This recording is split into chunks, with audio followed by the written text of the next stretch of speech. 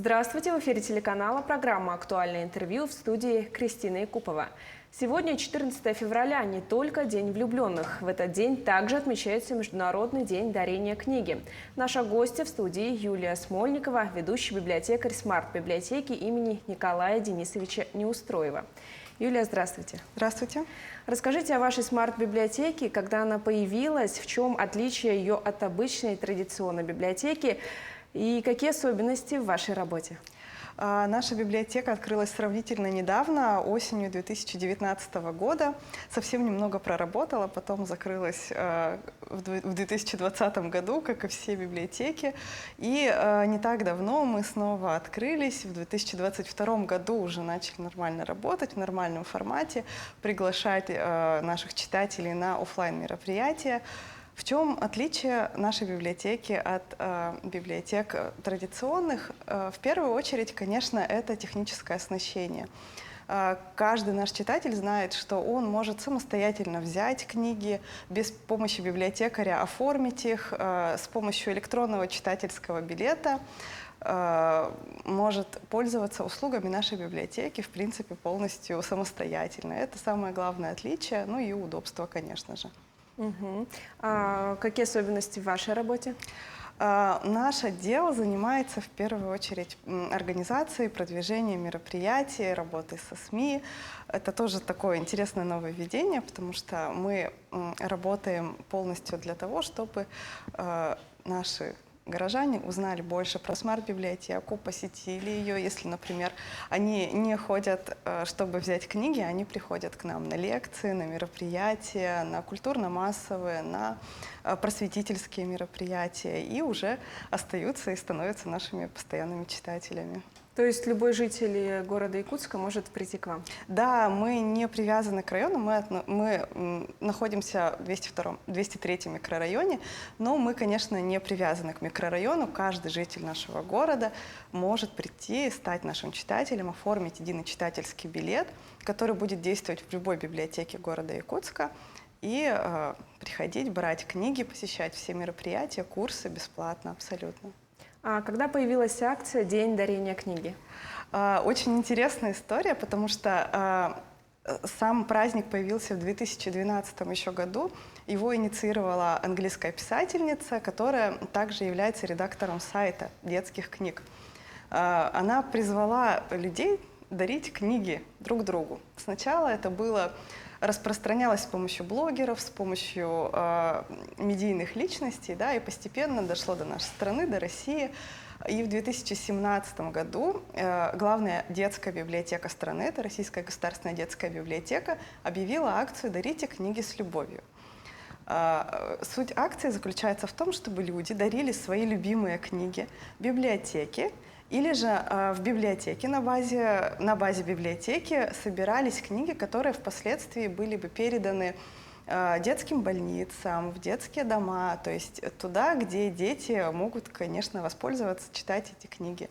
И это вот такая интересная акция, набрала обороты, и сейчас уже более 85 регионов принимают участие, все библиотеки нашей страны, да, очень активно участвуют. А каким образом принимают библиотеки участие в этой акции? Ну, в первую очередь, библиотеки, которые хотят принять участие, они объявляют о том, что проводится сбор книг. Или же в фонд библиотеки, или же для больницы детской, для школы, для детского дома. Это уже сама библиотека решает. В рамках этой акции проводятся очень интересные мероприятия. Бывают, да, встречи с писателями детскими, какие-то мастер-классы, громкие чтения. То есть это все, каждая библиотека, да, в каждом регионе сама решает, как конкретно провести эту акцию и как привлечь читателей. Конечно, мы принимаем не только детские книги, да, потому что очень хотелось бы, чтобы люди приносили книги, которые они любят, но уже не перечитывают, не читают, чтобы книги появилась вторая жизнь. Да, это и в первую очередь это и экологично, и как бы мы делимся любовью, да, к своим книгам, и книги идут дальше, да, находят вторую жизнь. А кто может дарить книги? Любой желающий, любой читатель наш, да, ну, если мы говорим про нашу библиотеку, любой наш читатель который подписан на наши социальные сети, да, который к нам приходит и видит объявления, может принести свои книги. Это может быть одна книга, не обязательно нести много, да. Может быть одна книга, которую он хотел бы подарить в библиотеке. Он может прийти, оставить ее на первом этаже у нашего дежурного и таким образом принять участие в акции. А как прошла акция в вашей смарт-библиотеке? Мы провели эту акцию, не сказать, чтобы очень ярко, да, то есть у нас не было никаких мероприятий сопутствующих, но мы предложили нашим читателям принести книги, которые бы они хотели отдать в дар в библиотеке. Мы поставили точно так же коробочку, рассказали нашим подписчикам, нашим читателям про акцию. И хочется отметить, что принесли очень много интересных, ярких, красочных детских книг. Библиотекари из детской секции наши очень обрадовались. Там были замечательные книги, которые непременно порадуют наших маленьких читателей и будут украшением нашей детской секции, потому что книги действительно очень красивые, хорошие, и мы очень рады. Спасибо всем большое, кто принес книги, кто поделился своими любимыми книгами и передал их в дар библиотеке. А если, например, человек хочет подарить книги вам, но только не в рамках этой акции, как это можно сделать? У нас очень удобно, есть дежурный библиотекарь, он находится прямо на первом этаже, то есть вы приходите в смарт-библиотеку, на первом этаже сидит библиотекарь, который с радостью примет книги, которые наш читатель хочет подарить, расскажет, куда их можно отнести, или же просто их заберет, если читателю, да, хочется просто их оставить. И вот таким образом можно передать книги. А в целом часто ли люди вообще приносят книги? И какие, например, для вас предпочтительнее? И принимаете ли вы старую периодику? Вообще, да, нам приносят часто книги, особенно мы заметили, когда, например, куда-то переезжают люди, да, они прямо коробки приносят с книгами, но мы, конечно, сортируем, то есть в первую очередь это должны быть книги в хорошем состоянии, да, то есть нужно посмотреть, чтобы нигде ничего не было порвано, чтобы обложка хорошо держалась, потому что, конечно, мы знаем, что некоторые зачитанные книги выглядят не лучшим образом, но, к сожалению, библиотека такие книги принять не может. На этот случай у нас есть шкаф буккроссинга, он тоже находится на первом этаже, и книги, которые мы не можем принять, например, они слишком старые или не в очень хорошем состоянии находятся, мы их выставляем на этот шкаф, в этот шкаф, и тогда уже наши читатели могут просто подойти и забрать эту книгу бесплатно и навсегда. То есть таким образом мы тоже как бы пытаемся найти второй дом книги, которую мы не можем принять в библиотеку. А старые книги мы не можем принять, потому что у них другая цена. Ну, вы знаете, наверное, в советских книгах там прописана цена в копейках, и мы не можем ее поставить как бы в баланс библиотеки, поэтому эти книги мы тоже, к сожалению, не принимаем.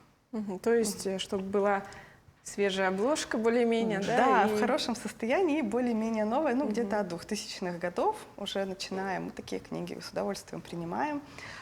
Желательно, конечно, чтобы обложка была толстая, потому что иначе, ну, тонкую обложку, вы сами знаете, после пары прочтений она уже тоже очень, так, не в очень хорошем состоянии начинает быть. Поэтому лучше в толстой обложке, в хорошем состоянии.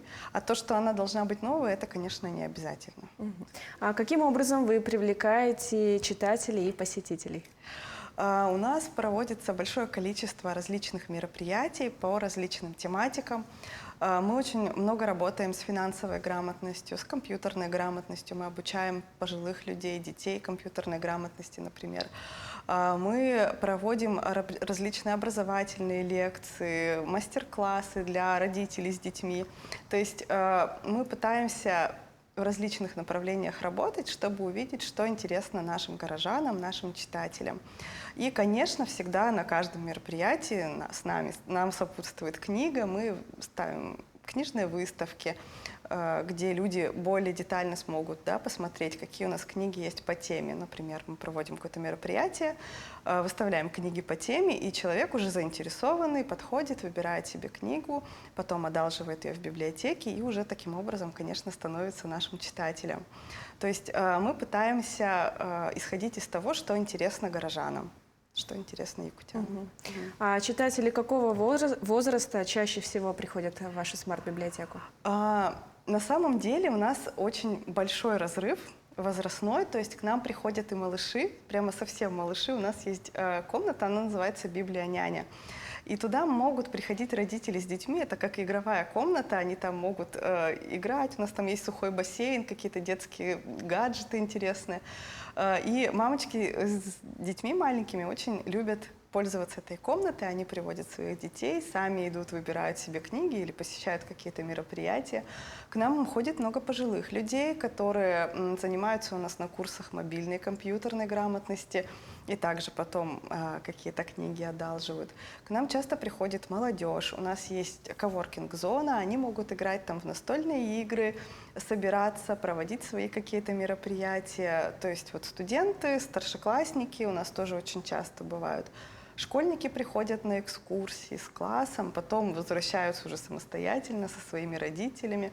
Ну и люди, которые уже такие взрослые, они, конечно, приходят реже, потому что там работа, семья и так далее, но тем не менее на большие мероприятия, на лекции, на крупные, они тоже с удовольствием к нам приходят. А мероприятия, вот, которые проводятся в смарт-библиотеке, они разделены как-то по возрастам или как бы для любой желающий может прийти? Ну, у нас, конечно, есть возрастные категории, ну, то есть это всем известно, 6+, 12+, и так далее. И каждое мероприятие мы стараемся маркировать, потому что, ну, например, у нас будет мастер-класс по изготовлению открыток, да, для детей. И, конечно, туда мы пишем, например, 6+ возраст. Есть лекции, которые уже для более взрослой аудитории, например, они там про историю кино, про искусство. Для них мы ставим маркировку там 16 или 18+. То есть это не потому, что там есть что-то, что будет смущать, да, детей, но это просто уже для более взрослой аудитории, которая, ну, более такая вдумчивая, сможет обсудить что-то на таком уровне. Вот. А так, конечно, у нас мероприятия маркируются, но в основном мы рады. Да, у нас иногда приходят родители с детьми на мероприятия, которые там для старшего возраста. Ничего страшного в этом нет, потому что родитель с ребенком пришел, и все нормально. То есть, чтобы не пропустить ваши мероприятия, желательно подписаться, наверное, на ваши социальные сети. Да, мы все публикуем во ВКонтакте, в Телеграм. У нас есть сайт у нашей библиотеки. Можно просто написать в Яндексе, например, там «Смарт-библиотека Якутск», и обязательно выйдет наш сайт, и уже там можно найти все наши контакты, наши социальные сети. Мы там очень активно ведем их, общаемся с нашими читателями, тоже отвечаем на вопросы, и уже можно будет подписаться и следить за новостями. Так у нас каждую неделю очень много всего, поэтому, я думаю, каждый человек сможет найти что-то себе по душе. Юлия, спасибо за беседу, спасибо, желаем вам успехов в работе, спасибо, что ответили на наши вопросы. Спасибо большое. О Международном дне дарения книги мы поговорили сегодня. Оставайтесь на нашем телеканале.